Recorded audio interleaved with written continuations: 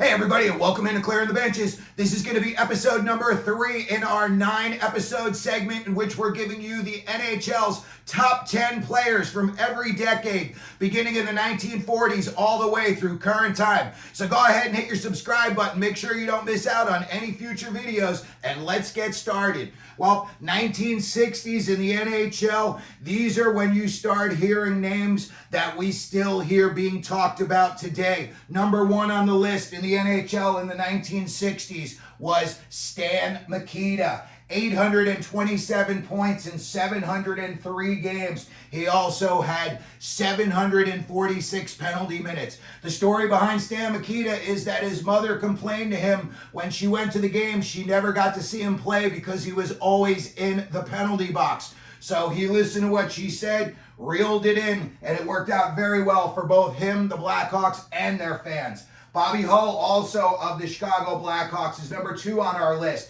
In 670 games during the 1960s, he had 786 points.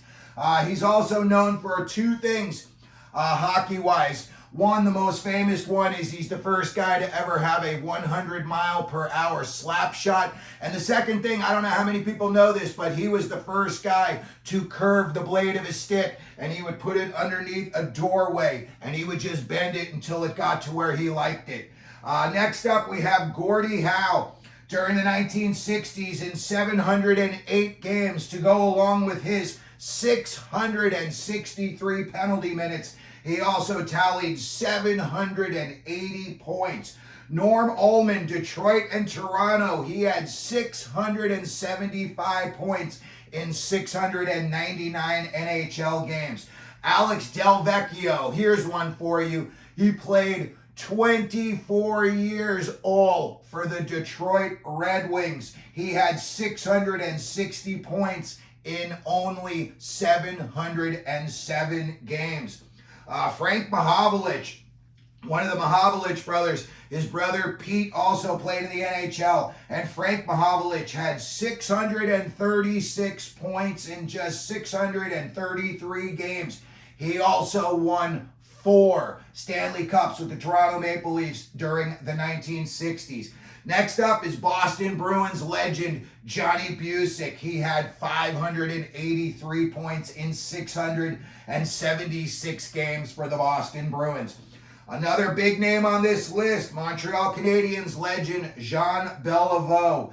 Not only did he win 5 Stanley Cups with the Montreal Canadiens in the 1960s, he also chipped in with more than a point a game. 633 points, 618 games. Dave Keon of the Toronto Maple Leafs, he won 4 cups with the Maple Leafs in the 60s, and he added 549 points in 686 games. And the 10th and final name on our list of the 1960s NHL All-Decade Team, Henri Richard, the Pocket Rocket, Maurice the Rocket Richard's younger brother. No slouch himself. 549 points during the 1960s in 616 games. Oh, and let's not forget to mention he won 5 Stanley Cups with the Canadiens during the 1960s. There is no NHL all-decade list that I'm going to put together from the 1960s and in the next video, the 1970s, that Bobby Orr is not to be considered, at the top of these lists. I know that points-wise, he, isn't in the top 10 right here. But as far as overall play, Bobby Orr in the 1960s and 1970s, he was pretty much, what Gordie Howe was earlier in his career, pretty much synonymous with the word hockey. So we're definitely going to make sure that we let you know we think Bobby Orr should be somewhere on this list, probably right at the top. But some other prominent names that did not make our top 10. Bobby Rousseau started off with the Rangers, and I believe he went on to the Boston Bruins. Andy Bathgate, that's a big name in New York Rangers history. And also of the Boston Bruins at the time, just starting to make a big name for himself, Phil Esposito. And as we'll see in the 1970s, he was very, very successful. So that's going to do it for today's video. This is a 1960s NHL All-Decade Team. Let me know in the comment section if there's somebody you think I should have had in here that I didn't. If you could, please hit your like button. Don't forget to subscribe. And as we always do here at Clearing the Benches, let them know you're out there.